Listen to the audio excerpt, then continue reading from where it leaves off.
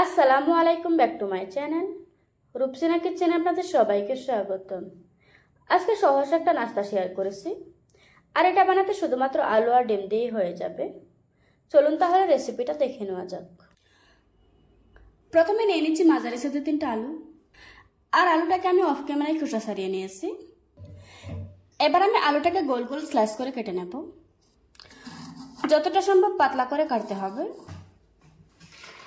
তাহলে এগুলি তাড়াতাড়ি সিদ্ধ হয়ে যাবে। আমার আলুগুলি কেটে নেওয়া হয়ে গিয়েছে। তারপর পরিষ্কার পানি দিয়ে খুব ভালোভাবে ধুয়ে নেব, যাতে করে আলুর কষটা চলে যায়। আলুটাকে আমি 2-3 বার পানি পাল্টিয়ে খুব ভালোভাবে ধুয়ে নিয়েছি।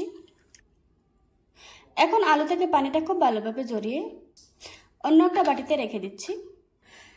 এখন এটাকে একটা সাইডে রেখে দেব। এখন একটা বাটিতে 2টো ডিম ভেঙে নিচ্ছি।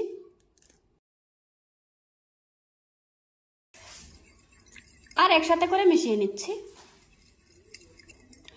খুব ভালো করে মিশিয়ে নিতে হবে। মেশানো হয়ে গিয়েছে। আর এখানে আলু থেকেও পানিটা শুকিয়ে গিয়েছে। দিয়ে দিচ্ছি সামান্য একটু লবণ। লবণটা আলুর সাথে খুব ভালোভাবে মিশিয়ে নিচ্ছি। অন্যদিকে চুলায় একটি প্যান বসিয়ে দিয়ে দিচ্ছি রান্নার তেল। এখানে তেলের পরিমাণটা একটু বেশি করে দিতে হবে। এবার আমি গরম তেলের উপর আলুগুলি ছেড়ে দিচ্ছি, আর পুরোটা প্যানে এভাবে করে ছড়িয়ে দিচ্ছি। এই সময় চুলার আঁচ কমিয়ে রাখতে হবে, যাতে করে আলুটা ভাজাও হয়ে যায় বা সেদ্ধ হয়ে যায়। এখন আমি উল্টিয়ে পাল্টিয়ে আলুগুলিকে খুব ভালোভাবে ভেজে নেব। কিছুক্ষণ পর আলুটা ভাজাও হয়ে গিয়েছে, আবার সেই সাথে সিদ্ধ হয়ে গিয়েছে। এখন একটা বাটিতে তুলে নেব। এবার আলু স্লাইসের সাথে বাকি উপকরণগুলি মিশিয়ে নেব। দিয়ে দিচ্ছি 3টা কাঁচামরিচ, তবে চালটা আপনারা আপনাদের পছন্দ অনুযায়ী দিয়ে নেবেন। দিয়ে দিচ্ছি 2টো পেঁয়াজ কুচি। দিয়ে দিচ্ছি বড় সাইজের একটা টমেটো কুচি। দিচ্ছি কিছু ধনেপাতা কুচি। তারপর দিয়ে দিচ্ছি 1/4 চা চামচ লবণ।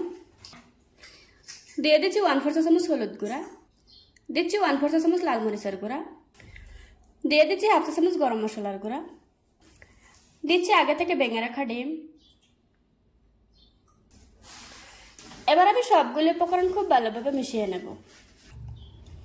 যারা এই পর্যন্ত আমার ভিডিওটা দেখে ফেলেছেন, তারা প্লিজ ছোট্ট একটা লাইক দিবেন। সবগুলো উপকরণ খুব ভালোভাবে মেশানো হয়ে গিয়েছে। আলুগুলি ভেজে নেওয়ার পর প্যানে যে তেলটা ছিল ওইটার উপরে দিয়ে দিচ্ছি,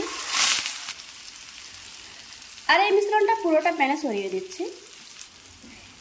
এই সময় চুলার আঁচ মিডিয়ামে রাখতে হবে, এতে করে ভিতর থেকে খুব ভালোভাবে কুক হয়ে আসবে।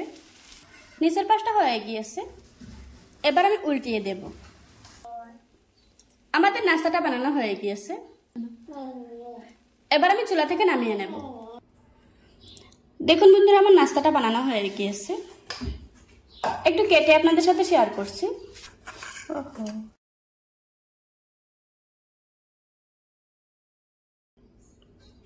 দেখতেই পাচ্ছেন নাস্তাটা দেখতে কতটা লোভনীয় হয়েছে।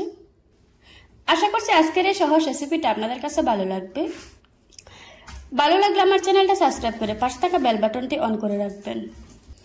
আবারও কথা হচ্ছে নতুন কোনো ভিডিওতে।